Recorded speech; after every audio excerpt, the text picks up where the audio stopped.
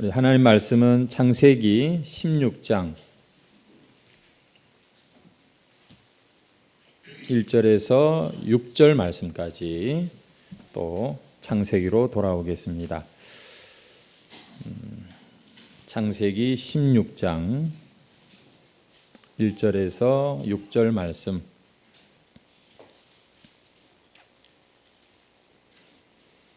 다 찾으신 줄 알고 우리 다 같이 한 목소리로 읽겠습니다. 시작. 아브라함의 아내 사레는 출산하지 못하였고 그에게 한 여종이 있으니 애굽 사람이요 이름은 하갈이라.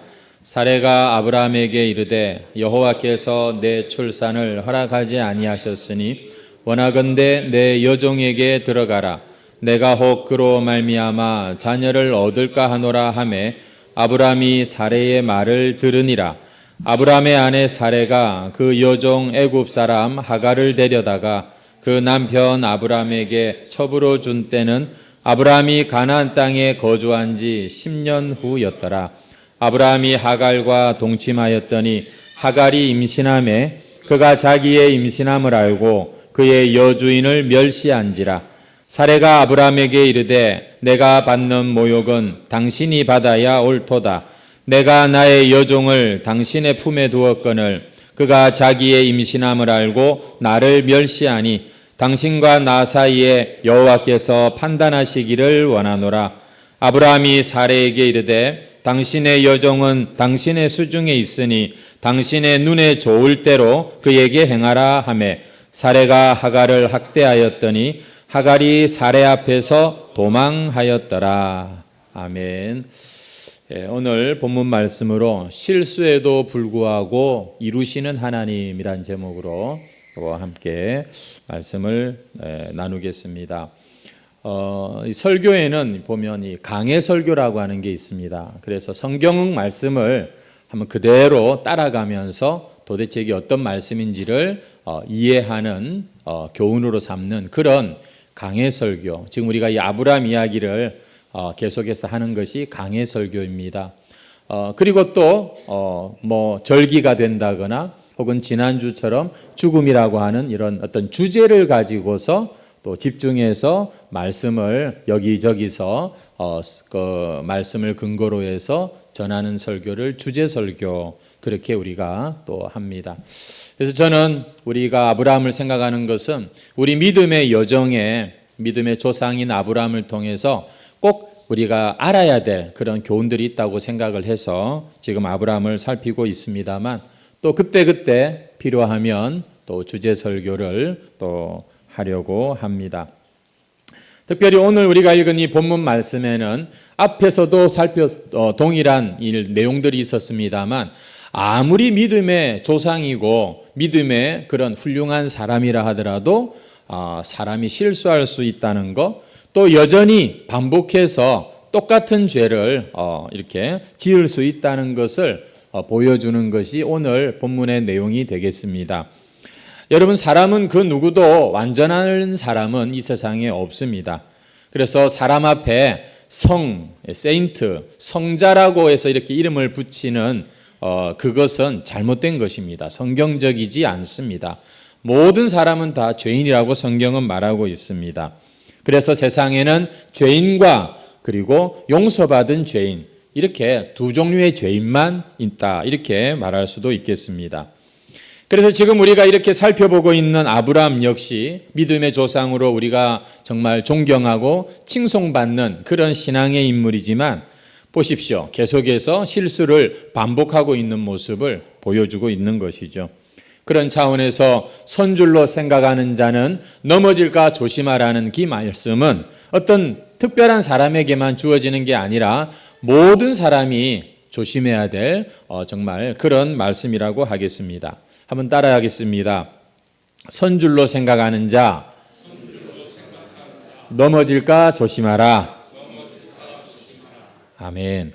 여러분, 우리는 앞에 15장에서 하나님이 아브라함에게 찾아오셔서 말씀하시기를 두려워 마라. 나는 내 방패요 너의 지극히 큰 상급이니라. 이렇게 말씀하시는 하나님을 우리가 이미 보았습니다.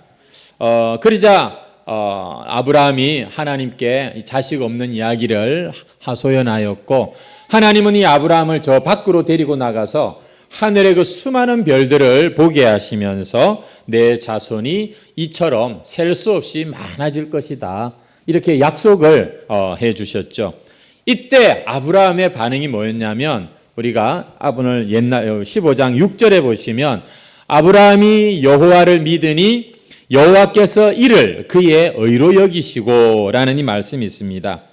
여러분, 하나님께서는 이 아브라함이 당신의 이 약속을 믿고 받아들였을 때 그것을 그의 의로 여기셨다고 이렇게 말씀합니다. 그 믿음을 대단히 귀하게 여기셨다는 겁니다. 그래서 하나님께서는 아브라함과 그 자리에서 언약식을 체결하는 것을 볼 수가 있습니다. 타는 횃불처럼 오셔서 그 쪼갠 그 고기 사이로 지나가시면서 내가 이 약속한 거 반드시 내가 이루어 줄게, 이렇게 하나님께서 일방적으로 그렇게 약속을 하셨죠. 그래서 아브라함은 그날 저녁에 정말 그 타는 횃불로 그 고기 사이를 지나가시는 그 하나님, 놀라운 하나님을 경험하게 됩니다. 환상도 보고 하나님의 음성도 듣고 영적으로 정말 충만할 수밖에 없는, 왜냐하면 하나님을 만난 자리이기 때문이지요. 그런 상태로 집에 돌아왔습니다. 그리고 오늘 우리가 읽은 이 16장의 내용이 바로 그 집에 왔는데 어떤 일이 있느냐 보니까 1절 말씀에 여전히 그 현실이 조금도 변하지 않고 그냥 계속해서 아브라함을 기다리고 있는 모습입니다. 아브라함의 아내 사레는 출산하지 못하였고, 여러분, 이 아브라함의 현실이 전혀 변한 것 없이 이렇게 떡하니 아브라함을 기다리고 있습니다. 그 현실은 바로 자기의 아내 사레가 출산하지 못한다는 이 현실. 아브라함의 아내 사레는 출산하지 못하였다. 여러분, 이 말을 생각해 보면 사실 아브라함도 아브라함이지만 이 당사자인 사레의 고민도 어지간했겠다 싶은 생각이 듭니다. 여러분, 여자가 자신의 몸이 점점 이렇게 늙어가고 아이를 낳을 가능성이 이제 점점 사라져가고 있는 것을 몸으로 이렇게 느끼고 자신의 눈으로 본다는 게 이게 얼마나 큰 고통이겠습니까? 하나님의 약속은 분명히 자식을 줄 것이다 하고 했는데 현실은 여전히 아기가 없는 이 상태. 세상에 사실 아기 낳지 못하는 사람이 어디 사례뿐이겠습니까? 하지만 자기는 남편과 함께 하나님의 약속을 받은 자입니다. 그런데 이게 더 사실은 고민이 깊어지는 부분이 되는 것이죠. 아니, 하나님의 약속을 내가 분명히 받았는데 왜 아직도 나에겐 자식이 없는 것일까? 하나님이 안 계신 건가? 하나님이 능력이 없으신 건가? 아니면 하나님은 그렇게 약속하셨지만 혹시 하나님 보시기엔 내가 뭔가 크게 잘못한 게 있지는 않는가? 내가 뭔가 참 하나님 보실 때 마음에 안 드는 그런 모습이 있나? 고민하지 않을 수 없는 그런 사례의 입장이었을 겁니다. 그는 아마 이런 상황 가운데 점점 더 얼굴의 생기도 잃어버리고 마음은 점점 더 좌절에 빠지고 부정적인 생각들이 더 많아지고 점점점 그렇게 고민이 깊어지지 않았을까요? 여러분, 사람이 고민이 많아지고 생각이 많아지면 반드시 그게 스트레스가 되고 몸에 좋지 못한데, 그것은 또한 하나님의 길을 찾기보다는 인간적인 길, 인간적인 방법을 결론으로 내릴 확률이 훨씬 많다는 것을 아셔야 됩니다. 지금 사례가 딱 그 상황인 거거든요. 그래, 내가 이 나이에 자식을 낳는다는 게 이게 가능한 일이냐? 아니야, 이건 불가능한 일이지. 차라리 내 이 어린 몸종, 이 하가를 통해서 아이를 낳고 그 아이를 나한테 입양시키면 되지. 그렇게 해결하는 게 맞지. 그렇게 생각을 하니까 내가 진작에 왜 이 생각을 하지 못했을까? 진짜 좋은 방법이라고 확신이 드는 겁니다. 사실 여러분, 오랫동안 이 인류 역사에는, 특별히 이 아시아권에는요, 이 시바디 문화라는 게 있습니다. 그래서 이 자식을 낳게 하는 그게 그렇게 큰 흠이 되지 않는 것. 우리나라도 한 세대 앞에만 해도요, 이런 문화가 사실은 시골 같은 데 가면 얼마든지 있는 것을 우리가 볼 수가 있죠. 하지만 여러분, 이런 생각은 하나님의 약속까지 받은 이 믿음의 부부에게는 사실 결코 어울리지 않는 그런 것 아니겠습니까? 이거는 하나님의 약속도 아니고 믿음의 생각도 아닙니다. 너무나도 답답한 현실에 그만 불쑥 튀어나온 인간적인 생각에 불과한 것이죠. 사실 아브라함도 이 사례하고 똑같은 상황 아니었습니까? 하나님, 우리 집에서 길리온 이 엘리에셀이나 내가 내 상속자로 삼아서 대를 잇겠습니다. 그게 우리가 15장에서 보았던 아브라함의 사실 똑같은 모습이죠. 하지만 아브라함 같은 경우는 하나님의 체험이 있었습니다. 하나님과 만나는 그런 시간을 가졌잖아요. 그래서 다시 한번 은혜가 회복돼 가지고 집에 이렇게 돌아온 것입니다. 그 의심과 그 두려움이 확신과 은혜로 바뀌었던 것이죠. 하지만 사례의 경우는 2절에 보시면은 아브라함처럼 하나님과 만나는 그런 시간도 없고, 사실 하나님이 사례에게 직접 말씀하신 것도 아니에요. 아브라함에게 말씀하신 걸 남편을 통해서 들었을 뿐입니다. 그리고 그 은혜와 그 약속을 방금 이제 크게 충만하게 받고 온 이 아브라함이 그러면 아내에게 그 은혜를 잘 전달했어야 되는데, 아브라함도 어찌된 이유인지 또 보니까 아주 인간적인 그런 모습으로 반응하고 있는 것을 우리가 보게 되는 것입니다. 2절이죠. 사례가 아브라함에게 이르되 여호와께서 내 출산을 허락하지 아니하셨으니 원하건대 내 여종에게 들어가라. 내가 혹 그로 말미암아 자녀를 얻을까 하노라 하매, 아브라함이 어떻게 했다고요? 이 남자들이란 참 이렇습니다. 첩을 준다는 그 말에 그러면 하면서 그냥 받아들였는지도 모르겠습니다. 믿음이 있고 방금 전에 은혜 받고 돌아왔는데 아내에게 그 은혜를 전달하지 않고 그래 그러면 그렇게 하든지. 여러분, 이래서 사라의 마음과 결정이 그만 그대로 진행이 되고 마는 이런 일이 일어나고 만 것이죠. 특별히 여러분, 우리가 힘든 일을 만나고 어려운 일을 당할 때에 여러분 정말 우리 마음대로 결정하고 생각하고 행동하는 것처럼 나중에 후회할 일이 없습니다. 여러분, 이거는 이렇게 하면 돼. 그렇게 너무 쉽게 그렇게 생각하고 단정하고 여러분 실행하는 일이 있어서는 안 됩니다. 우리가 하나님의 백성이 되었다, 내가 이제 하나님을 믿는 사람이 되었다는 말은 큰 문제, 작은 문제들을 하나님한테 어쨌거나 자꾸 가지고 가서 물어보고, 그러면 하나님께서 우리 마음에 확신을 주시고 생각나게 하시고, 이걸 배우는 것이 이게 인생의 정말 중요한 그런 과정인데, 너무나도 우리는 믿는다고 말하면서 하나님의 약속을 가지고 있다고 하면서도 어려운 일 만나고 급한 일 만나면 당최 하나님과 의논을 안 해요. 그냥 이러면 되겠다. 내가 왜 이 생각을 미처 생각 못했지? 이러면서 지 마음대로 하는 거. 여러분, 이것이 사실은 우리의 인생을 더 꼬우는 것이고 문제를 더 만드는 것이죠.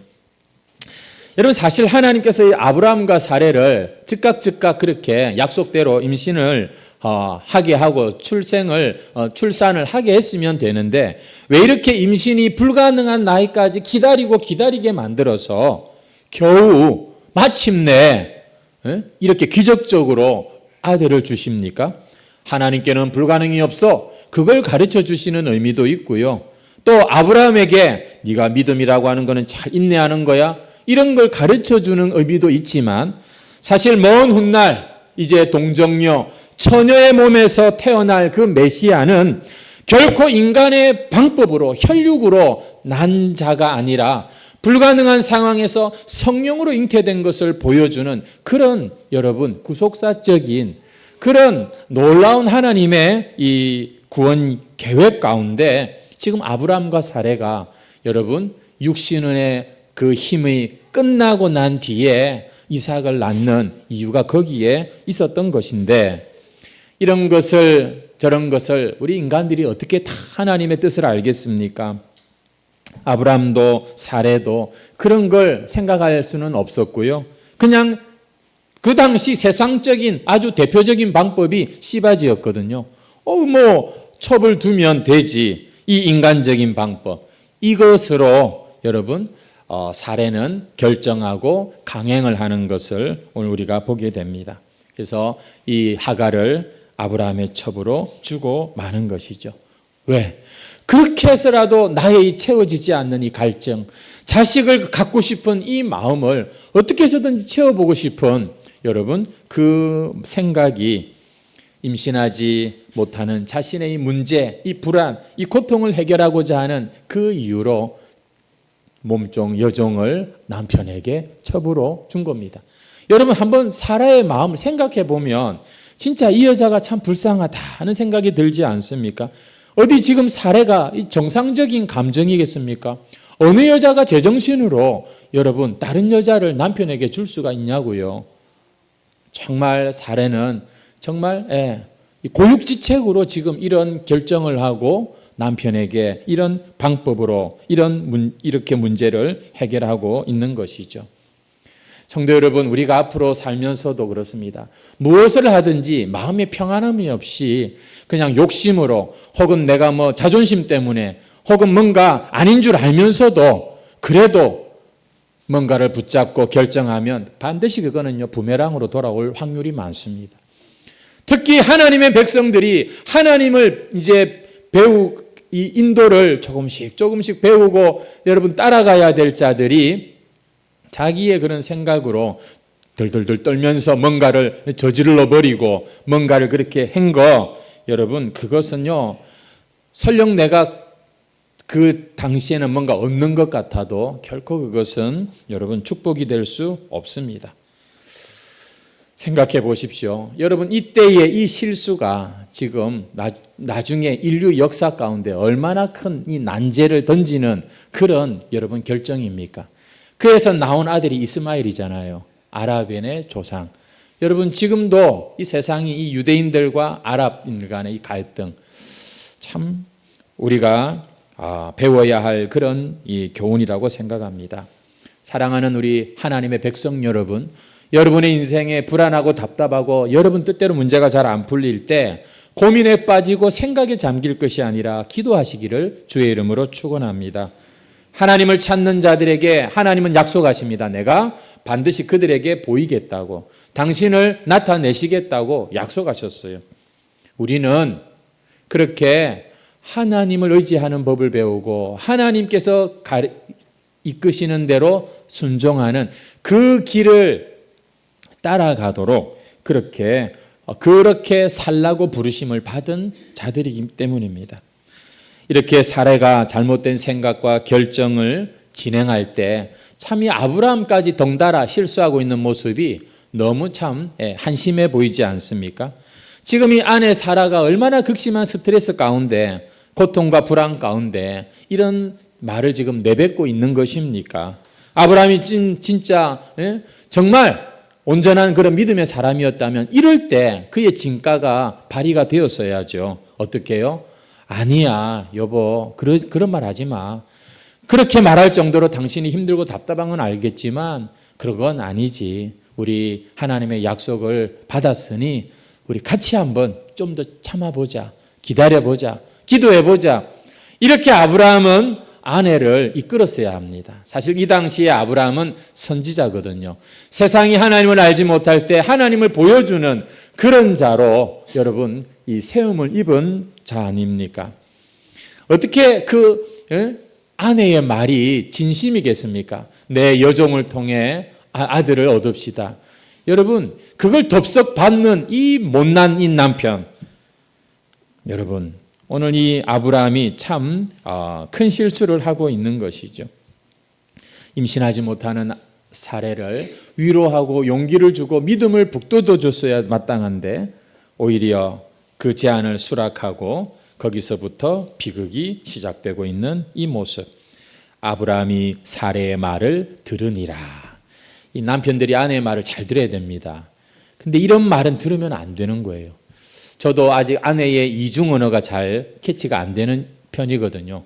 그래서 실수를 할 때가 많은데, 여러분 지금 이 아브라함이 보니까 너무 큰 실수를 하고 있는 것입니다. 우리 3절 말씀을 보시면은 거기 이런 말이 있습니다. 아브라함의 아내 사레가 그 여종 애굽 사람 하갈을 데려다가 그 남편 아브라함에게 처불어 준 때는 아브라함이 가나안 땅에 거주한 지 10년 후였더라. 여러분 아브라함이 믿음의 여행을 시작할 때 나이가 몇 세라고 하죠? 75세잖아요. 10년이 지났으니 85세입니다. 여러분 10년의 세월이 지났는데도 여전히 믿음이 온전치 못한 뭔가 좀 든든한 그런 믿음의 남편의 모습이 아니에요. 오락가락하는 여러분 이런 아브라함의 모습을 우리가 오늘 보게 되는 것이죠. 사람이 세월이 가고 나이가 든다고 자동으로 성숙해지는 건 아니더라고요. 그저 세상 사는 요령, 기술만 좀 더 익숙해지는 것이죠. 여러분 우리가 4절 말씀에 보면 아브라함이 하갈과 동침하고 너무나도 쉽게 임신이 되는 것을 우리가 보게 됩니다. 사라는 그렇게 임신이 안 돼서 죽을 고생을 하고 있는데 또 누구는 너무 쉽게 그냥 한 방에 그냥 자식을 또 이렇게 잘 놓는 이런 거, 참 세상이 불공평해요. 여러분 믿음의 사람이라고 모든 것이 우리의 뜻대로 여러분 잘 풀리지 않습니다. 하나님은 이 죄악된 세상 가운데 우리의 이 죄의 기질을 다루시기 위하여서 우리에게도 동일한 불공평과 우리에게도 이렇게 동일한 억울함과 우리에게도 참 사람들이 보면 부럽고 한 이런 것 저런 것들을 허락하시는 그런 우리의 인생이지요. 그런 것 가지고서 낙심하고 그런 것 때문에 믿음을 떠나서는 안 됩니다. 이 세상은 어차피 정상이 지금 아니라고 성경은 말하고 있잖아요. 죄 많은 이 세상 가운데 부조리하고 불합리하고 너무나 참 저 사람은 저런데 나는 왜 이런가 이렇게 여러분 스스로 더 힘들게 하지 마십시오. 인생은 그런 겁니다. 이 잠깐 왔다 가는 인생 가운데 우리는 지금 그런 탄식하고 남과 비교하면서 후회하는 삶을 살라고 이 선물 같은 하루하루를 받는 것이 아니거든요. 우리는 하나님의 믿음의 백성들 아닙니까? 여러분 우리는 우리의 인생 가운데 이 아브라함 성경 말씀을 보면서 길을 찾고 하나님과 여러분 참 행복한 삶을 살기에도 부족한 시간들입니다. 자, 그런데 여러분이 이제 하갈의 이야기로 좀 돌아옵니다. 이 하갈은 저 애굽에서 아브라함이 돌아올 때 그때 같이 왔던 그런 여종입니다. 이집트 여자이죠. 근데 지금까지 자기가 모시던 이 사레가 자기를 남자 주인에게 주고 자기가 이제 이 아기를 가졌다, 임신했다 이것을 알게 되었을 때 이 또 보면 이 연약한 죄인의 모습이 나옵니다. 어떻게 변하냐면 이 사레의 몸종이면서 임신했다는 그 하나를 가지고 대번에 주인을 멸시하는 이런 행동을 하는 것을 보게 됩니다. 이게 바로 죄인된 인간의 속성인 것이죠. 야, 내가 이제 주인의 아기를 가졌으니 이제 주인도 내나 우리 사례나 비등비등하다 이렇게 생각을 했는지도 모르겠습니다. 참 어리석죠. 좋은 일이 생기고 하나님께서 복을 주셨다 싶으면 좀 더 겸손하게 그 복을 유지하고 누릴 줄 알아야 되는데 이 죄 많은 인간들이 보면 이렇습니다. 대번에 그냥 또 사고하죠. 교만에 빠져서 이를 그르치는 경우가 얼마나 많은지요. 여러분 사실 이 하갈이 임신을 하고 자기를 멸시하는 이런 일이 있을 거라고는 사레의 계획에는 그런 것은 없었어요. 그냥 그렇게 해서라도 아기를 갖고 싶다 이거였는데 그냥 하갈은 어떻게 보면 나쁘죠. 내가 이 아기를 갖는 그런 도구로 이용하는 그런 것이었겠죠.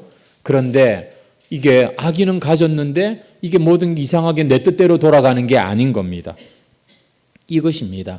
우리의 방법, 이 세상적인 방법이라고 하는 것은 처음에는 그럴듯한데 시간이 지나면서 뜻하지 않은 문제들이 야기된다는 것이죠.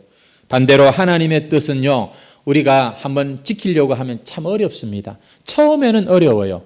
하지만 한번 순종해 보면 그 다음에 생각지 못한 기쁨이 있고 하나님 주시는 은혜가 있습니다. 경험해 보신 분들은 알잖아요. 순종해 본 사람은 압니다. 경험해 본 사람들은 알아요. 여러분, 아직도 세월이 10년이 지나고 예수 믿은 지 20년, 30년이 됐는데도 항상 자기 인간적인 방법, 사람의 생각, 저 세상 사람들 대부분이 하는 그것만으로 우리의 인생을 채워간다면 여러분, 우리는 계속해서 이 갈증을 가지고 살아갈 수밖에 없는 것이죠. 자기 몸종인 주제에 자기한테 주인 행세를 하려고 했을 때 여러분 사례의 감정이 어땠을까요? 여러분 한번 짐작해 보십시오. 아마 분하고 원통해서 속이 뒤집어지지 않았겠습니까? 5절을 한번 같이 보겠습니다. 사례가 아브라함에게 이르되 내가 받는 모욕은 당신이 받아야 옳도다.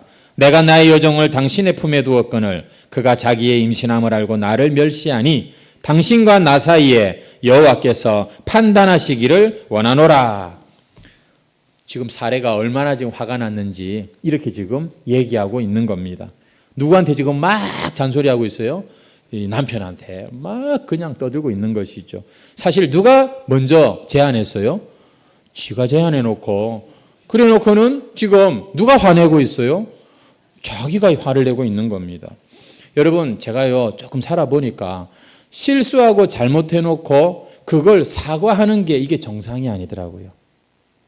정상이 아닌 게 아니라 실수하고 잘못한 사람이 사과하는 경우를 여러분 그거 보기 쉬운 게 보기가 쉽지가 않더라고요. 방귀 낀 놈이 속낸다고 사실은 잘못한 사람들이 더 보면 큰 소리 치는 경우가 참 많더라고요. 살아보니 그렇더라고요. 여러분 죄의 특징이 뭔지 아십니까? 절대 인정 안 하는 겁니다. 여러분 회개하는 게 우리 생명의 삶 하시는 분들 기억나세요? 회개가 뭐예요? 하나님의 말씀에 인정하는 겁니다. 예, 맞습니다. 동의하는 게 회개하는 거예요. 여러분 죄의 특징이 뭔지 아세요? 나는 아닌데 절대 인정 안 하고요. 계속해서 따라 나오는 게 변명합니다. 변명합니다. 그리고는 더 나아가서는요. 책임을 전가시키는 거예요. 아담이 그랬죠. 선악과를 먹고 난 뒤에 하나님이 찾아오셨습니다. 하나님이 물으시죠. 아담아 어디 있느냐? 어찌된 일이냐? 아담이 어떻게 대답합니까? 예, 하나님 제가 따먹었습니다. 잘못했습니다. 용서해 주세요. 절대 안 그럽니다. 이 죄를 딱 지으면 죄에 탁 붙잡혀 버리면 하나님 당신이 준 저 여자 때문에 저 여자가 줘서 내가 먹었습니다. 이 말에는요. 그 잘못이 누구에게 있다는 거예요? 그 여자 아니에요. 당신이 준 그 여자입니다. 하나님에게 오히려 책임을 지금 돌리고 있는 것. 여러분 이게 죄라고 하는 것입니다.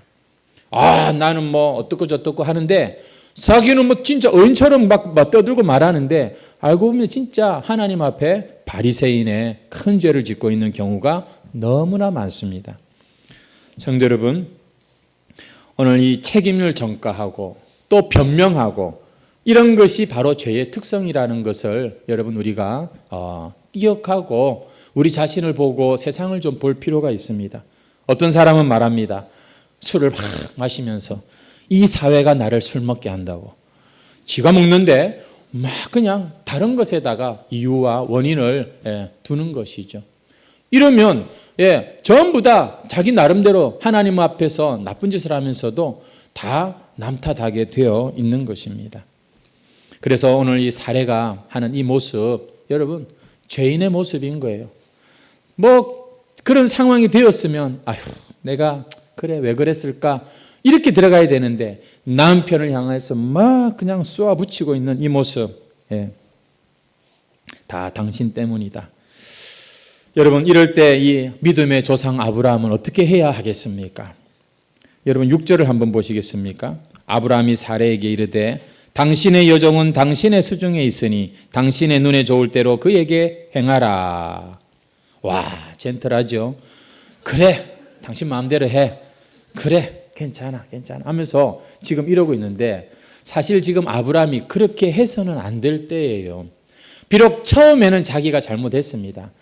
여종을 주었을 때 이건 아니지 않나? 이건 인간적인 방법이야. 이렇게 말렸어야 했고 그걸 그렇게 못하고 잘못을 했다면 이제는 그 하갈을 이 사례가 함부로 학대하지 못하도록 오히려 아브라함이 중재의 자리를 분명히 지켰어야 합니다.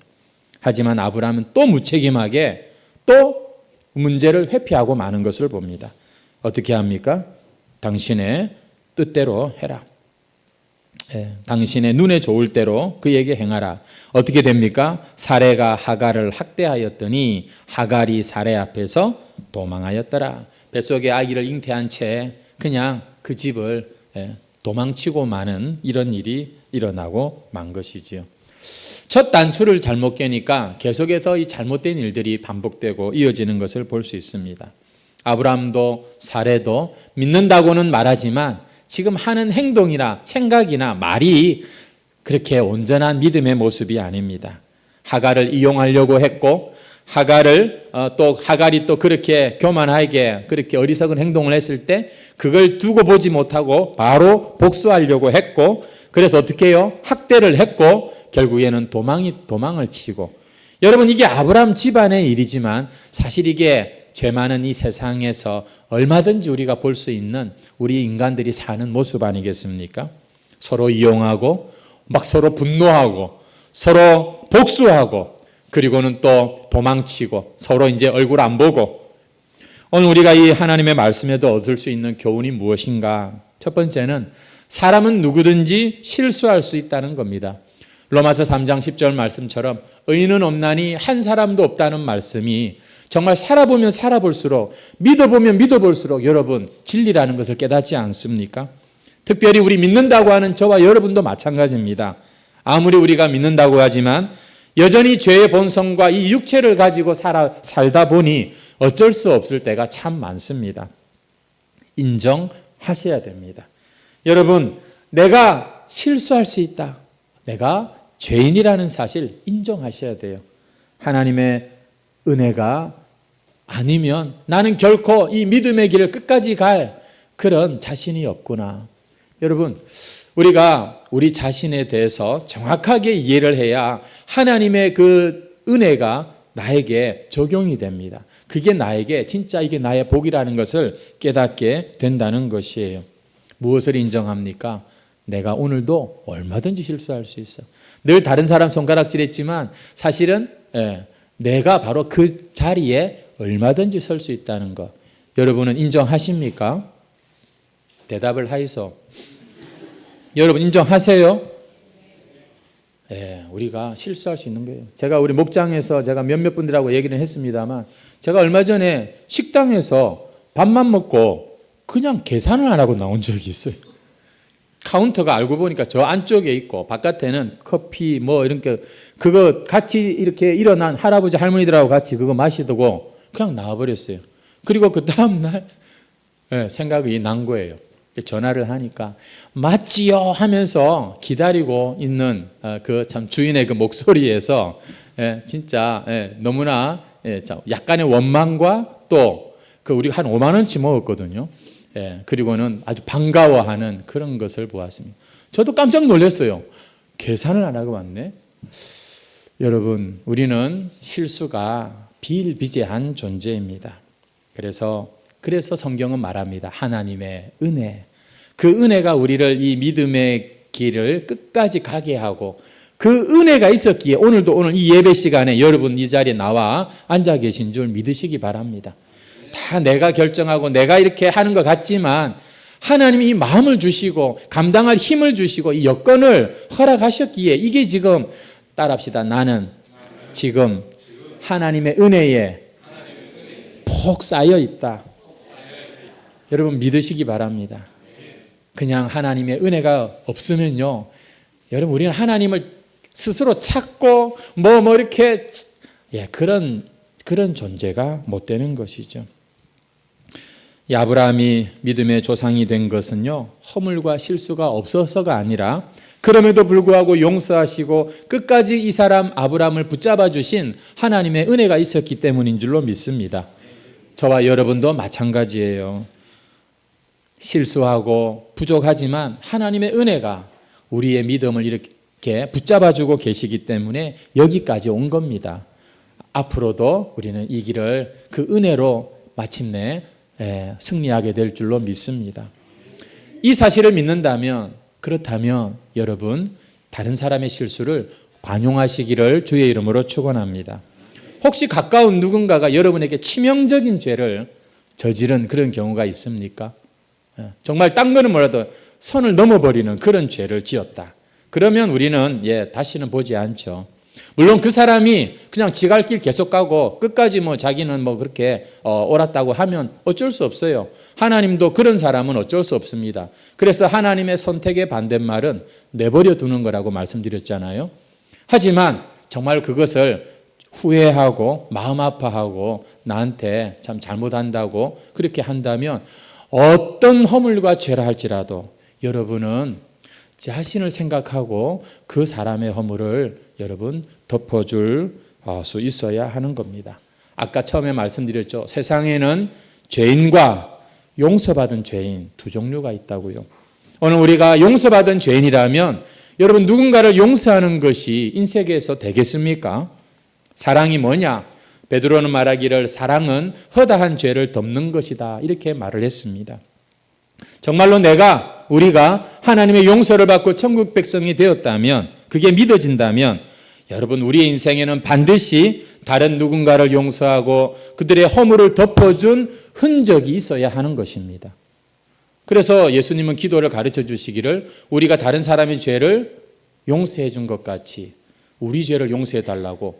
와, 여러분 하나님께 용서받은 것과 내가 다른 사람들에게 용서하는 것은 이거는 같은 것으로 하나님 예수님 말씀하세요. 다른 사람의 허물을 기록해 놓지 마십시오.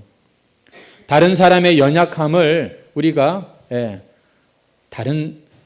우리는 하나님의 자녀이기에 그래야 되는 겁니다. 한 가지만 더 말씀드리면 우리가 이 본문에서 배울 수 있는 교훈은 세상 사람들은 몰라도 하나님의 자녀들은 어렵다고 힘들다고 답답하다고 여러분 절대 인간적인 세상적인 방법 흉내내서는 안 된다는 겁니다. 그러면 더 꼬여요. 여러분 이 하갈로 말미암아 이스마엘로 말미암아 온 인류가 여러분 꼬였다 그러면 참 잘못된 표현이겠지만 그렇게 낳은 자식이 이스마엘이라는 것을 생각해 보십시오.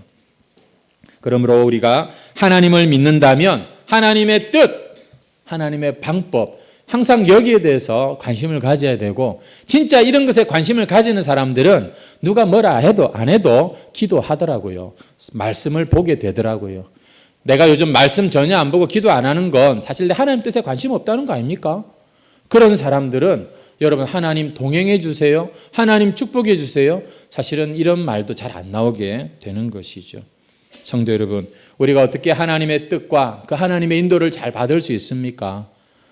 다시 말씀드리지만 우리가 기도할 때 하나님은 말씀해 주세요. 감동을 주십니다. 확신을 주십니다. 우리가 성경을 펼칠 때 내 영혼이 살아나고 어두움이 물러가고 환해지는 것을 경험합니다. 왜냐하면 성경은 하나님의 감동으로 기록한 책이기 때문에 지성으로는 좀 답답하고 이해가 안 될 수 있어요. 그럼에도 불구하고 성경을 놓지 말고 읽고 또 읽으십시오. 그러면 우리가 하나님이 원하시는 뜻대로 살아갈 힘도 얻게 되는 것입니다. 우리 해광 성도들 요즘도 성경을 잘 읽고 계시는지요? 여러분 중세 교회를 우리가 암흑기라고 말합니다. 여러분 정말 그때는 교회가요 이 교권이 이 세상의 권력과 결탁을 해가지고 얼마나 악한 짓을 많이 했는지 몰라요. 그 중세 교회의 암흑 시대의 가장 큰 특징이 뭔지 아십니까? 평신도들이 성경을 못 읽게 했어요. 라틴어 어려운 걸로 만들어서 번역해가지고 사제들만의 소유물로 삼았을 때 교회는 타락하였습니다. 여러분 우리의 신앙이 타락하지 않기 위해서 꼭 필요한 게 뭐냐면 하나님의 말씀을 가까이 하는 것이고 그리고 기도하는 것입니다. 말씀을 맺겠습니다. 무슨 일이든지 불가능해 보이고 이해가 되지 않는 그런 때를 만날 때 여러분 부디 모든 것은 끝났다고 단정하거나 너무 쉽게 인간적으로 결정하거나 실행하지 마시기 바랍니다. 오히려 이 어려움 때문에 내가 하나님을 더 알게 되고 하나님의 구원을 보리라. 하나님의 이 약속이 반드시 이루어질 것이다. 이걸 기대하고 여러분 몸부림치면서라도 기도의 자리로 나오셔야 됩니다. 그래야 우리의 신앙이 성숙한 거예요. 정말 요즘에는요 헌신이 없습니다. 예수를 믿어도 진짜 정말 자기 마음대로 믿어요. 그냥 경계가 없습니다. 하고 싶으면 그냥 뭐든지 할 수 있고 하기 싫으면 절대 안 하고, 도대체 하나님과 동행한다는 게 하나님이 우리한테 끌려오시는 분이겠습니까? 아니면 우리가 하나님께 점점 끌려가야 그게 맞는 거겠습니까? 왜 그렇게 귀찮은 것을 힘들어 하세요? 성도 여러분, 우리의 몸은 우리의 마음도 있고 우리의 영혼도 있습니다. 영혼 육이 여러분 전인적으로 구원받는 것이 하나님의 계획입니다. 이미 영혼의 구원을 이루신 여러분들 안에 주님께서는 계속해서 이 마음에도 하나님의 나라가 점점 더 확장되기를 원하고 계십니다. 아무쪼록 여러분 기도하십시오. 특별히 이 실수와 이 허물에도 불구하고 끝까지 하나님은 이 아브라함과 사례를 놓지 않으시고 마침내 당신의 약속을 친히 이루시는 것을 우리가 잘 알고 계시죠. 그러니 지금 실수한다고, 지금 부족하다고 여러분 낙심하지 마시고 하나님의 은혜는 다시 우리를 일으켜 주실 것입니다. 진아야, 왜? 무슨 일 있나? 그래. 깜짝 놀랐습니다. 갑자기 일어나가지고.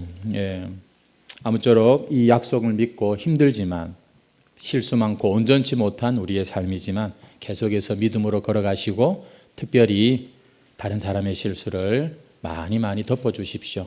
반드시 하나님께서 약속을 이루시고 복 주실 줄 믿습니다. 찬송 드리겠습니다. 384장.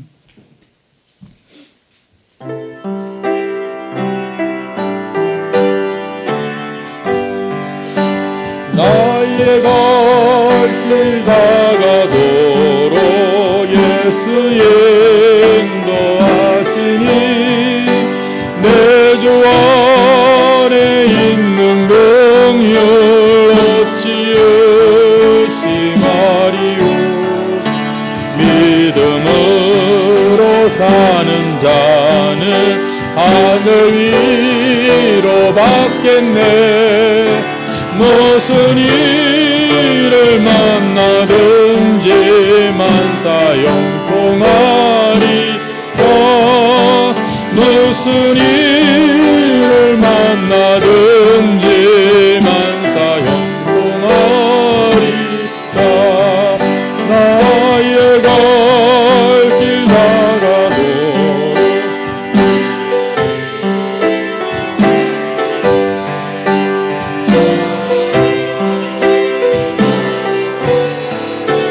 족한 은혜 주시네.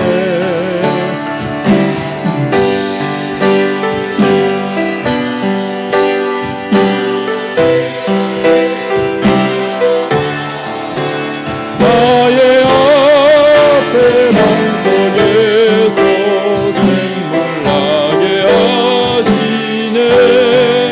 나의 앞에 만석에서 생물나게 하시네.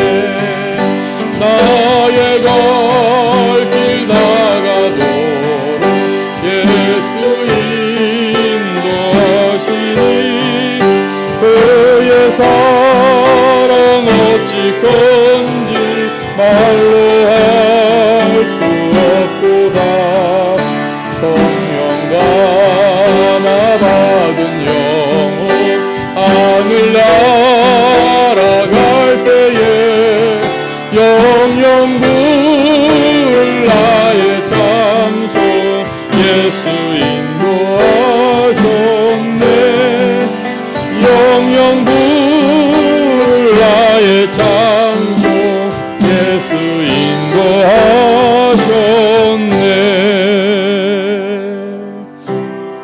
아멘. 자, 이제 우리 또 예배를 마무리하는 시간입니다. 우리 시간에